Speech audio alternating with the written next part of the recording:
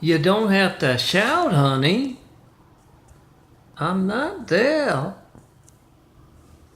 I'm Milton, son of Carpenter Mary. Daddy Carpenter worked on skyscrapers. Mom, Mary Ann. I'm the son of Carpenter Mary. I get to tell parables. This is my Tommy Parable series about Tommy the no-armed Chinese fella. And this is my latest. You can find it. Just put it there on www.christcomplex2.wix site. Number 2, the digit 2. 2. christcomplex2.wixsite.com/daffodilia. DAFFODILIA. It's my portfolio site. You hit that hard, it take you to that. And tomorrow, assuming I design, I probably will. You'll have that there. Should be up at the top. And yeah, you can also hit Daffodilia the blogspot, daffodilia.blogspot.com, and you can follow the links there. And on both sites, you can go to get graphic art, like this stuff. Has a lamp image been in there yet? It says lamp imagery.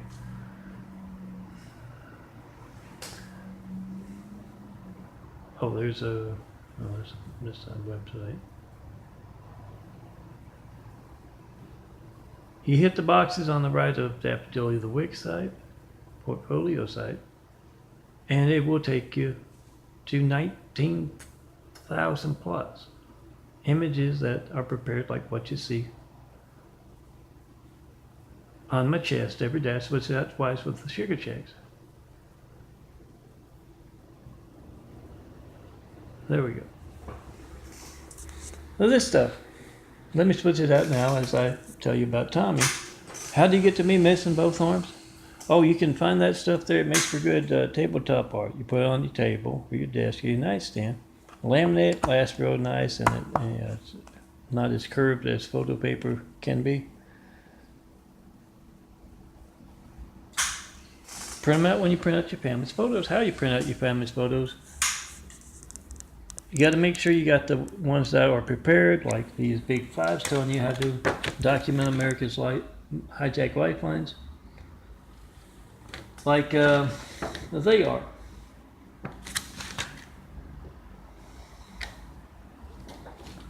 Trying to find a good one.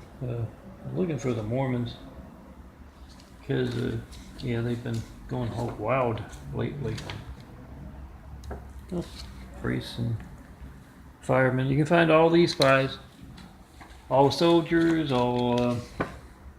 You protect America, make a video of America's hijacked lifelines. I've been asking for Flight 93 checks for over 9 years. I've yet to get one. That's a lot of mass censorship conducted without fear of being covered by even news. We the people must be the even news. So everyone who went to my high school and college, all my alumni, checking post and pipe. You're trying to call me. It's money out of your pocket. You can't reach me. Can't reach the customer. You don't know how many other customers. Next time you get that boring thing you're gonna get when you try to call me. When you don't get me. A phone ringing, error misses busy signal. When you get that, with countless other customers, that's your Gates livelihood. So someone with a bigger name in your business, but doesn't do a better business and do as good a product or service. They. Perhaps you're a supermodel, or yeah, I'm aspiring. If you know anyone who's hiring, tell them they gotta come see me in person for that reason. Your Gates livelihood, you can't reach the customer. You have no idea how many other customers you can't reach. So make that video. Whatever you get when you don't get me, it's more important than just your livelihood. Money out of your pocket, it's your lifeline to the firemen, police, paramedics. Those who are as bold enough as to place someone named Hussein in the highest office in the world right after we got attacked by a whole lot of angry, violent, deadly Husseins are they.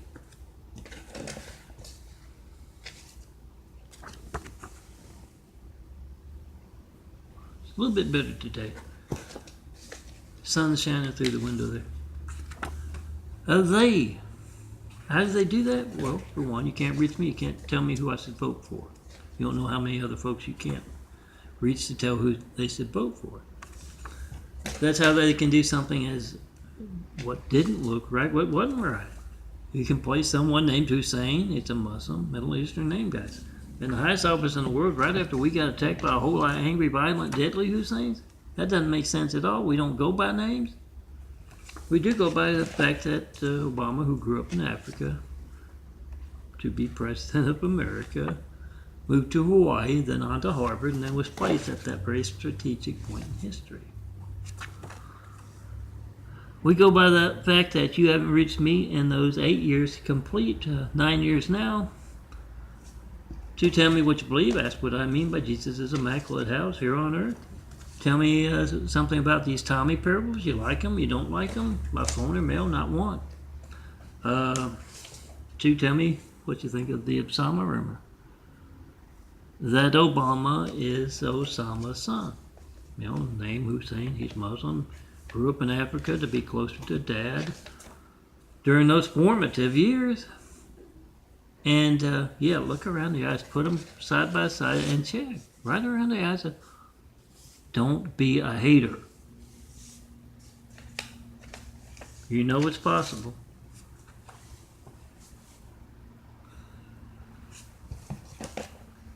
That's how they can, when they can play someone named Hussein. And I'm not a fan of the Trump either, the Russian buffoon guy. It's where the ruble stops, or whatever they use in Russia. It's where the buck stops now. The yen stops now. Who knows? But no, not one late night CJ ever reminds me. I got to do Trump's phone gate for last month. Yeah, start getting it together. Try to call me. Make that video of American Side Take Life Plans, post it. Now Tommy, yeah, he stuck the right arm in the wood chipper. He was told to. It was a test of loyalty by Wu, his boss, and he stuck the right arm in, the left arm, saw what was going on with the right arm, saw that agreement, that they tote stuff and do the nasty stuff, wipe butts and pick noses. Tommy was a professional nose picker before he lost both his arms. Now he has to rely upon the kindness of strangers to pick his nose. And you can probably guess strangers aren't always that kind. Lefty saw righty being chipped up, realized the agreement was broken. It was a written agreement. Righty wrote it up himself, and lefty jumped off. So, 8 minutes already. Time flies when a handsome bald guy is speaking. Let me get my sugar check out of the way. Tommy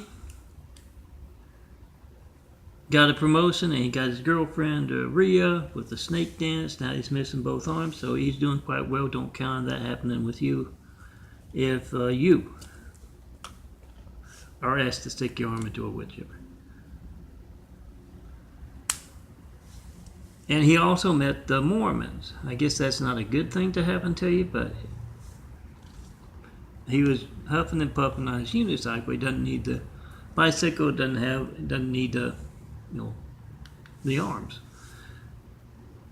He got to the top of the hill, he kind of rested and he kind of fell over and tumbled down that hill, broke the unicycle. It don't work no more.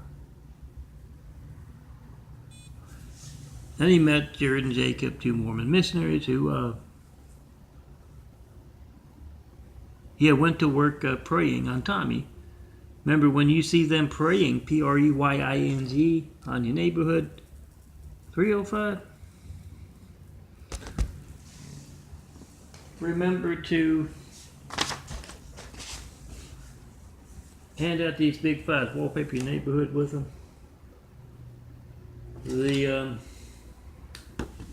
The Mormon ones in particular, vote-truth.blogspot.com and both Daffodilia sites that have them.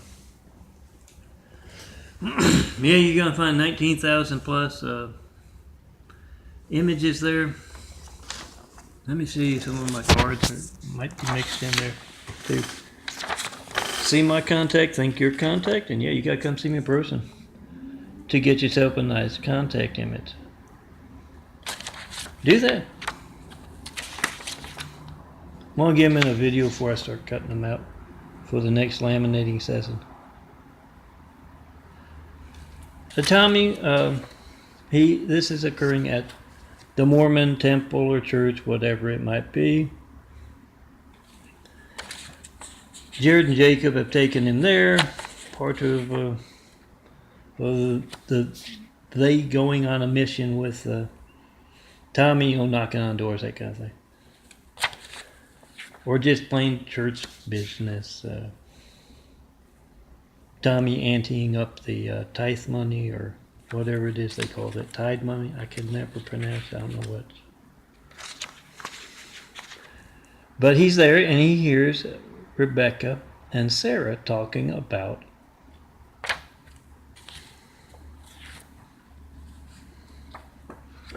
a Gertrude. A little old lady they have been preying on. Preying. Remember, wallpaper your neighborhood. And Rebecca says, well, the old coot has the nicest necklace. We could get a whole lot of cash for it. But the problem is she's always home. Oh, senior citizen, of course they're always home. And Tommy, he's always trying to be helpful. He walks over, he talks to him, and he asks him, let me help solve your problem. What? When does the old coot, Gertrude, when does he leave the house? I guess you must think about us. Slowly but surely changing, me doing a little genetic carpentry. And Sarah says, well, we take her to church every Sunday, whether she wants to go or not.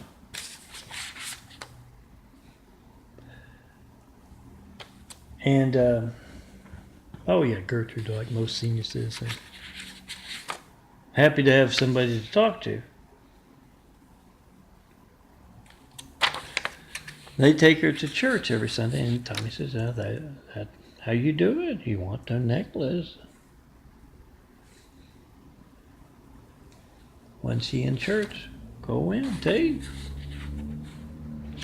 And so they set that up when they're being so good. Man, if I've seen one, I've seen 100 of those missionaries. Of course, they've been surrounding me. They got impersonators of me for so long. I see more than average, maybe. I don't know. But if I've seen one, I've seen 1,000 of them with taking the little old lady, push them in a wheelchair, or saw one on a stretcher. Not paramedics or anything like that, but yes, at the Saudi Arabian city by the sea where I had to work and lived hand to mouth till I ended up in the hospital 80 pounds lighter. So I'm there literally pushing a guy down the farmer's market there in one of those stretchers. This wasn't even well enough to be out in a wheelchair, but they were taking him around. So that's how they do it. They Sarah and Rebecca take Tommy's advice, and next Sunday, Susan, another a church princess, does the work. She's sick. She's not at church today. And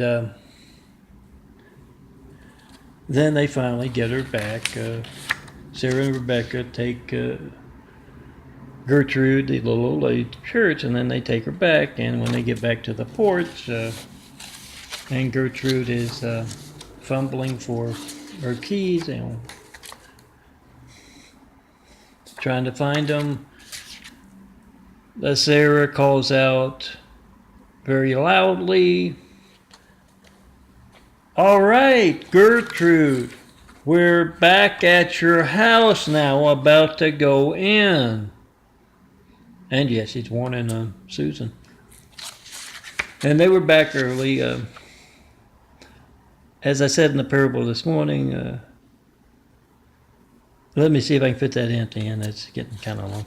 But the devil insists they spend 3 long hours worshiping him and his lies at the church. Oh, these make some good flash drive labels if you're looking. Laminate them and look for the ones you can actually read.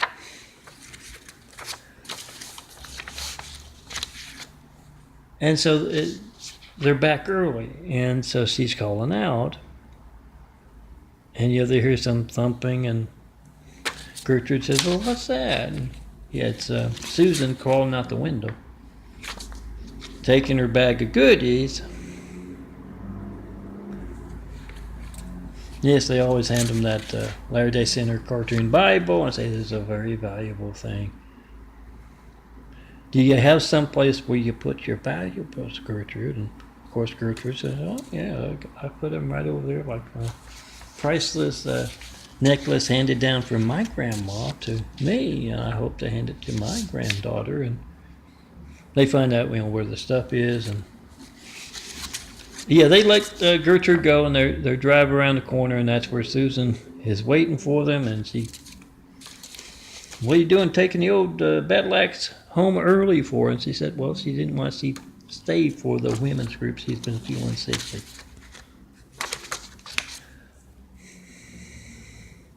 Now let me try to get that one in, since I got everything else in, and I've got a whole batch of these things I can start cutting up for the next laminating session.